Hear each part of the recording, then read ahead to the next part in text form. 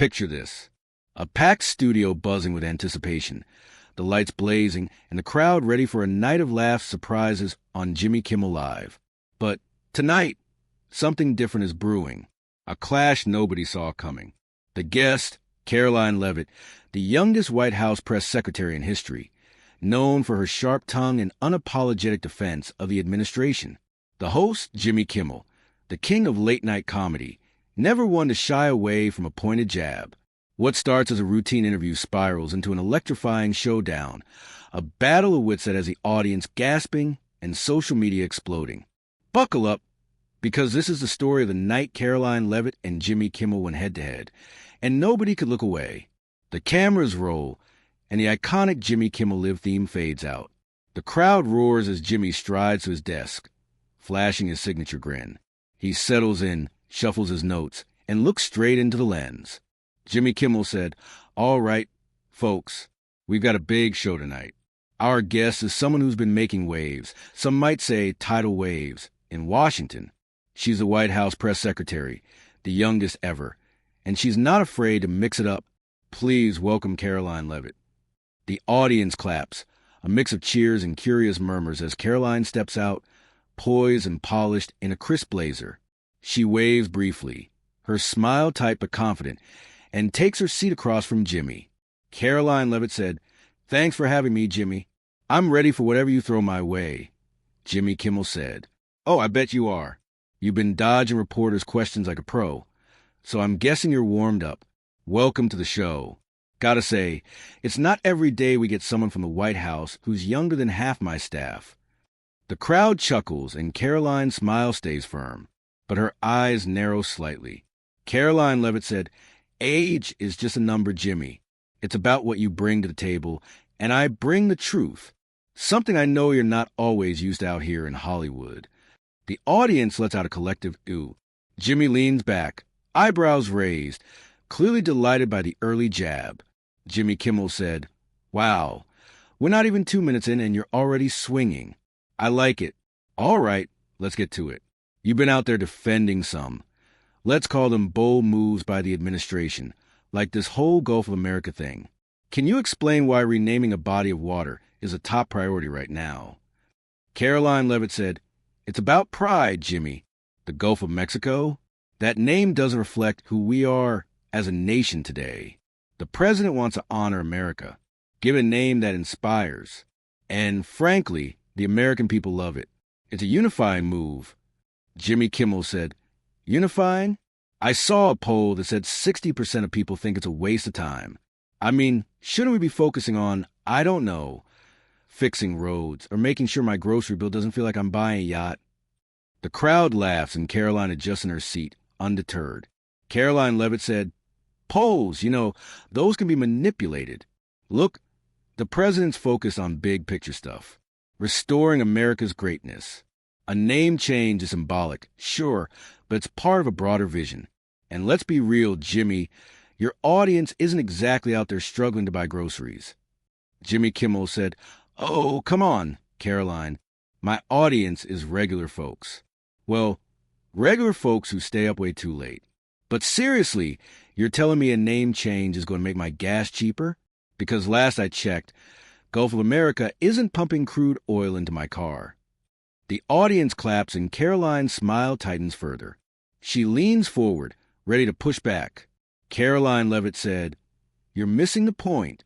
It's about identity, about standing tall. The president's economic policies, like cutting wasteful spending, are what's actually helping Americans. We've slashed billions in bloated programs. That's real money back in people's pockets." Jimmy Kimmel said, "Billions, huh? Like the Department of Education, cuts you guys keep talking about? I saw a report that said those could leave thousands of kids without after-school programs. How's that putting money back in pockets? Unless you're telling kids to start picking pockets." The crowd erupts in laughter, but Karoline doesn't flinch. Her voice sharpens, and she points a finger for emphasis. Karoline Leavitt said, "That's such a tired talking point. The Department of Education was a mess, throwing cash at programs that don't work. We're giving power back to states, to parents. You want to talk about kids? Let's talk about how we're protecting them from woke agendas in schools. Jimmy Kimmel said, "Woke agendas." Oh, boy, here we go. You mean like teaching kids to be kind to each other? Or maybe you're worried they're learning too much history. Because I gotta say, history's not exactly your boss's best friend.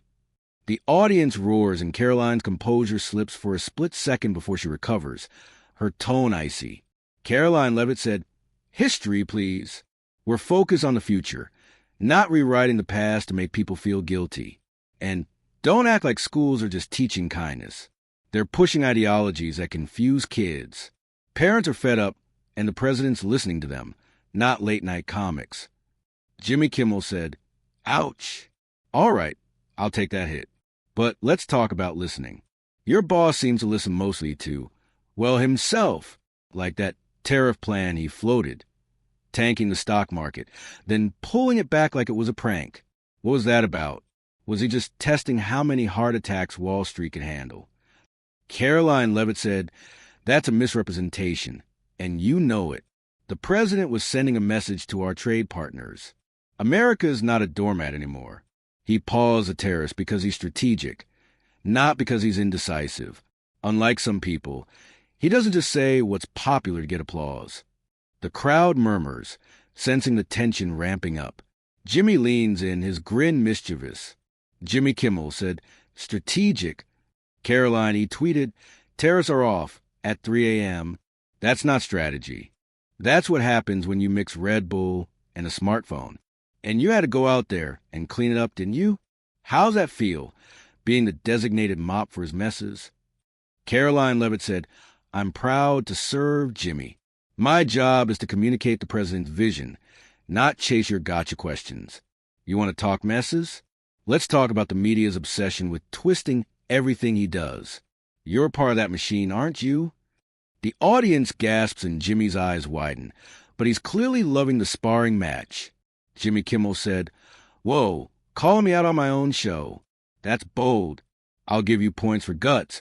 But let's be honest, Karoline. Your boss gives us plenty to work with.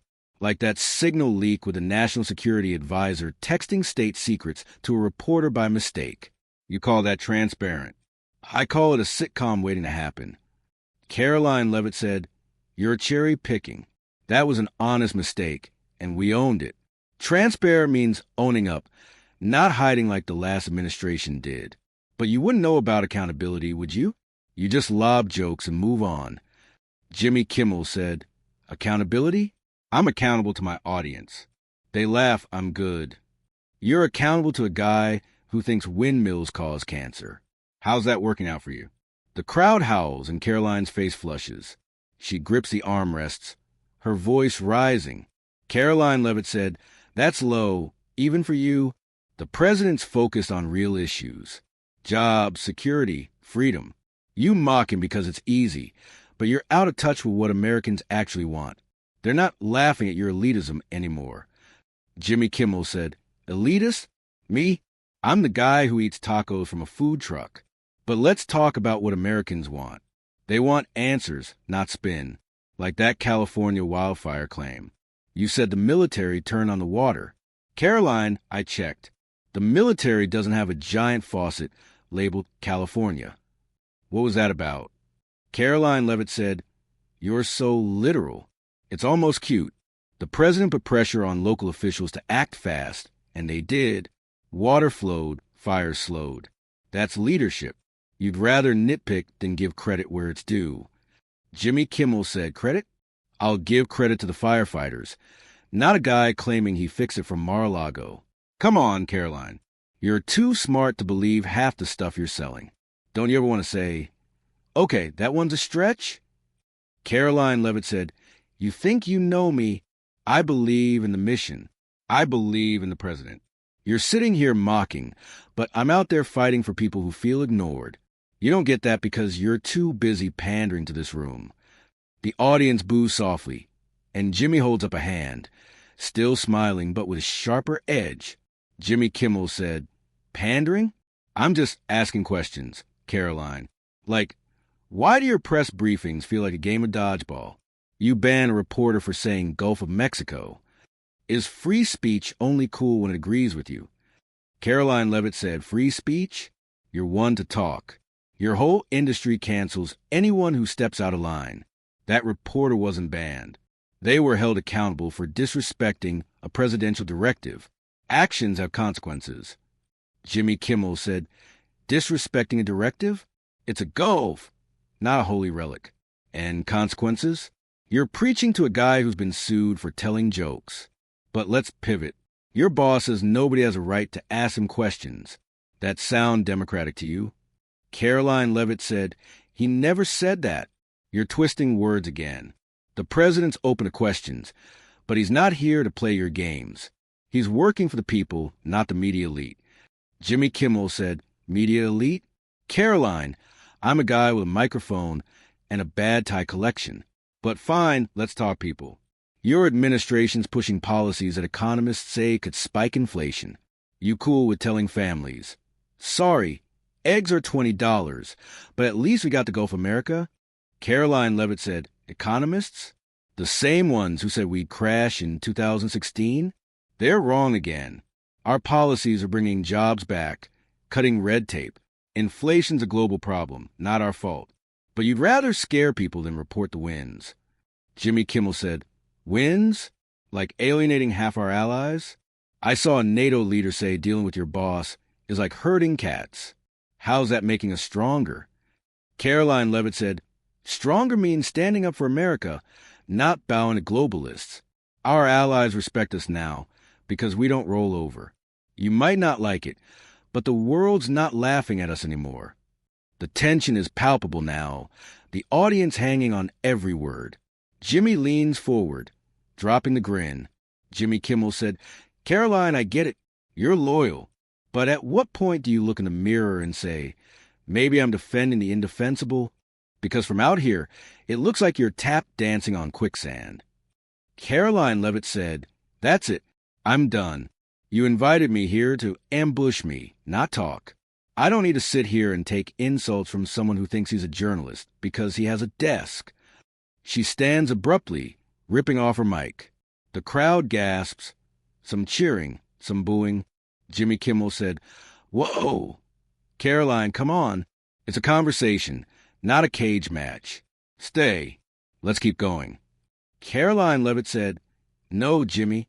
You want a circus, not a conversation. I'm out. She storms off stage, leaving Jimmy stunned but quick to recover. Jimmy Kimmel said, well, folks, that was something. I guess we hit a nerve. We'll be right back after this break. Don't go anywhere. The camera pans to the cheering audience as the show cuts to commercial. Back in the control room, producers scramble, knowing this moment's wax is about to light up the internet. And out in the world, viewers are already tweeting, memeing, and picking sides in what's sure to be the most talked about TV clash of the year.